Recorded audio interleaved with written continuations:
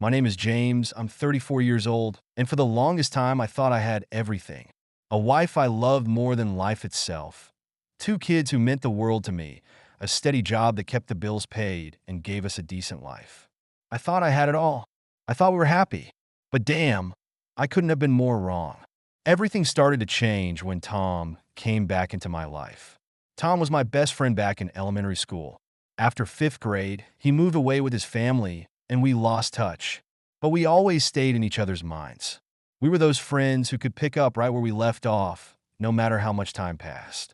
So, when he moved back to town for a business venture, I was excited. I figured it was going to be like the good old days. He was the same as I remembered, charming, confident, and always had that way of making everyone around him feel like they mattered. I never thought twice about him working with me on this big project for my company. It seemed like a win-win. But looking back, I should have trusted my gut. It wasn't long before I started noticing things. Emily, my wife, and Tom would talk a little too much when they thought I wasn't paying attention. She would laugh a little too hard at his jokes. At first, I brushed it off. I mean, it's normal for friends to bond, right? But something felt off. It wasn't just friendly banter. It was something more. And I didn't want to admit it to myself, but I could feel the tension building. Then, one night, after a long day at work, I came home to find them alone together in the living room. She was sitting way too close to him, and the vibe in the room? It was strange. It didn't take a genius to know something wasn't right. But I still tried to push it aside. I convinced myself that maybe I was overreacting. Weeks went by, and I was consumed with work, trying to keep my mind off the nagging feeling in the back of my head. But then one day, I found something I couldn't ignore. A string of text messages on Emily's phone. They were way too personal, too intimate to be just friends. And that was the moment everything shattered. They had been seeing each other behind my back for weeks, maybe longer. I had been so blind. I confronted her that night. I remember standing there, shaking with rage and disbelief as I looked into her eyes. She didn't deny it. She didn't try to explain it away. She just sat there guilty as hell saying, "James, I'm so sorry. It just happened. I didn't mean for it to. I never meant to hurt you." But those words meant nothing. Nothing at all. She was sorry because she got caught. She was sorry because her perfect little world was falling apart. But it didn't make what she did any less unforgivable. We tried to keep it together after that. I kept telling myself that we could move past it. But the trust was gone.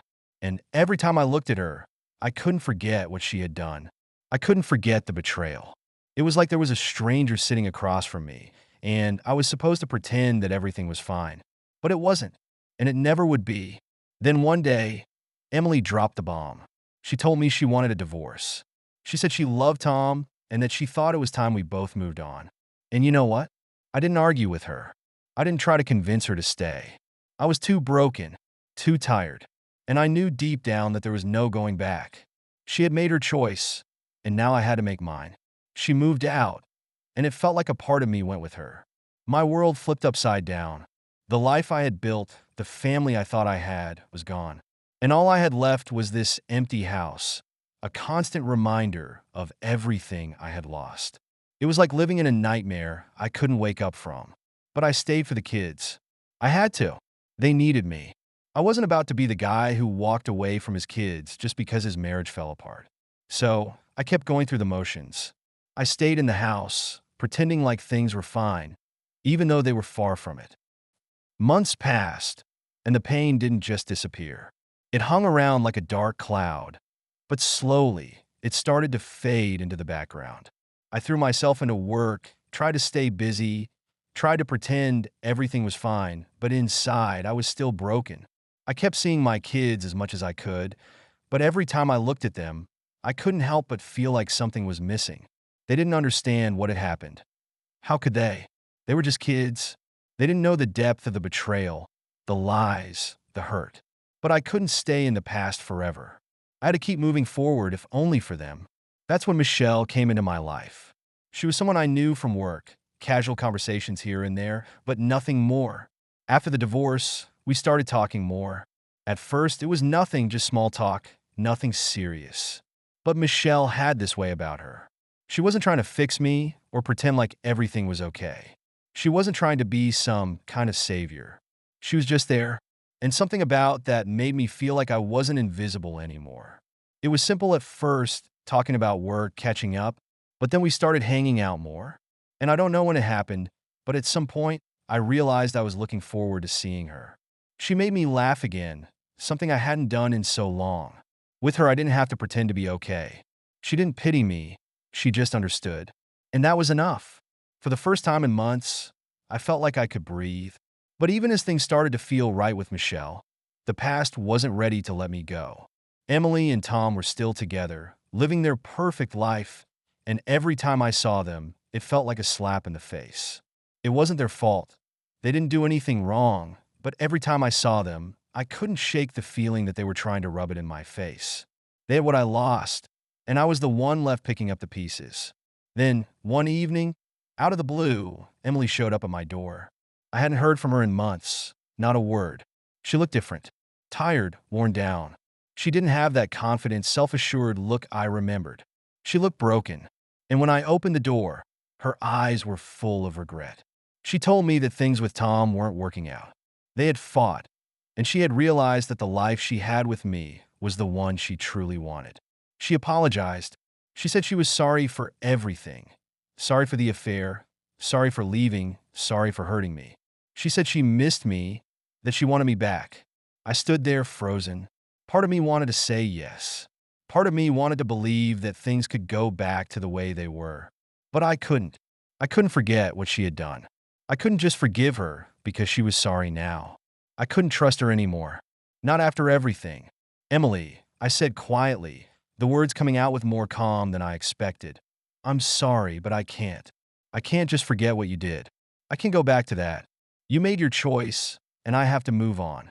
She begged me, cried, but deep down, I knew it was too late. She had broken something inside me that couldn't be fixed. I wasn't going to be her second choice. I wasn't going to let her make me feel like a backup plan. She left, and when the door shut behind her, I felt this strange weight lift from my chest. I had said no. I had finally put myself first. I kept moving forward. I kept seeing my kids, kept being there for them, because that's what I had to do. They didn't deserve the chaos of what had happened.